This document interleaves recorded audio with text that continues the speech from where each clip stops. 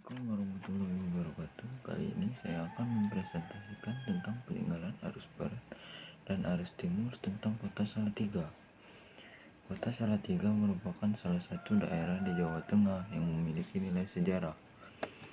Di kota berhawa sejuk ini ada ratusan bangunan tua yang dibangun pada zaman pemerintahan kolonial Belanda.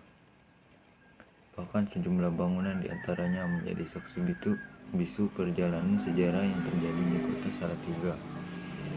Ratusan bangunan kuno itu beberapa tahun silam ditetapkan sebagai benda cagar budaya. Sayangnya ada sejumlah bangunan kuno peninggalan pemerintah kolonial Belanda tersebut yang rusak lantaran tidak terawat.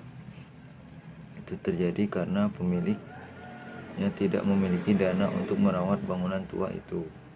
Padahal bangunan tua itu sebenarnya bisa dijadikan modal untuk membangun kota wisata dan budaya. Terlebih pada zaman penjajahan kolonial Belanda, Salatiga sudah dijadikan kota wisata dan sempat memperoleh julukan Paris depan Java. Adapun bangunan cagar budaya di Salatiga memiliki nilai sejarah dan bisa dijadikan destinasi budaya antara lain 1. Pendapa Pakuwon.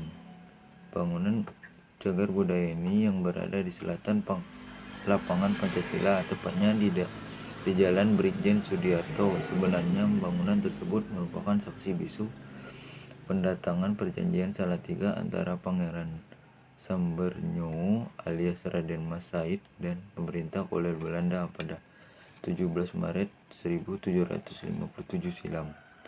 Adapun isi perjanjian tersebut antara lain memisahkan Surakarta menjadi dua bagian, yakni Kasunanan dan Mangkunegar. 2. Hotel Pension Valblommenstein. Bangunan kuno yang berada di Jalan Diponegoro ini diperkirakan berusia lebih dari 100 tahun ini. Dulu bangunan tersebut menjadi hotel ternama di Salatiga dan sering dikunjungi wisatawan dari Belanda yang ingin melihat kota Salatiga yang dijuluki Paris depan Java. Hingga sekarang kondisinya masih baik dan difungsikan sebagai kantor BCA. Ketiga, Gedung Papak.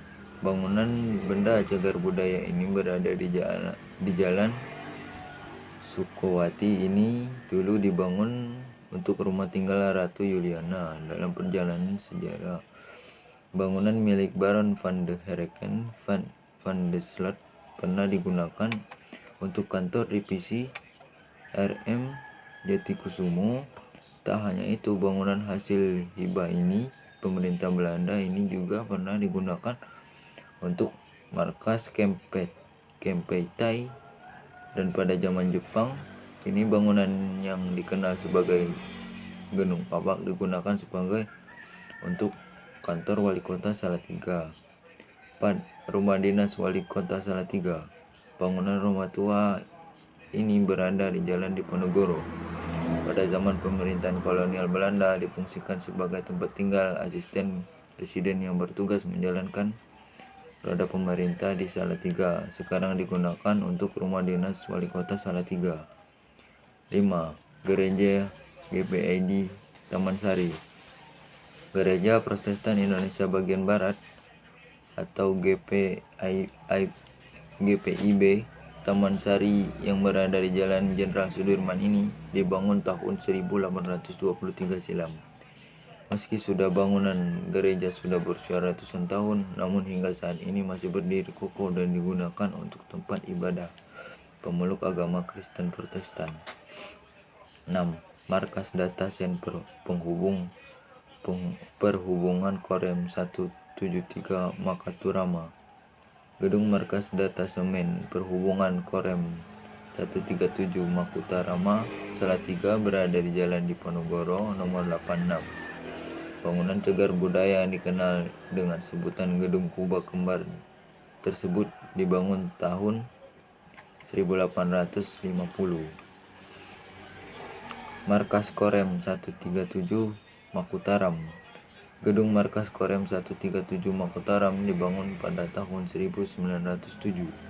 Saat itu bangunan yang ditetapkan sebagai bangunan cagar budaya tersebut merupakan gedung hasil sekolah Holland Island School (HIS) yang diperuntukkan bagi anak-anak kalangan bangsawan atau pejabat kaum pribumi. Sekian dari saya. Bila ada kata yang salah, mohon dimaklumi. Saya akhiri. Assalamualaikum warahmatullahi wabarakatuh.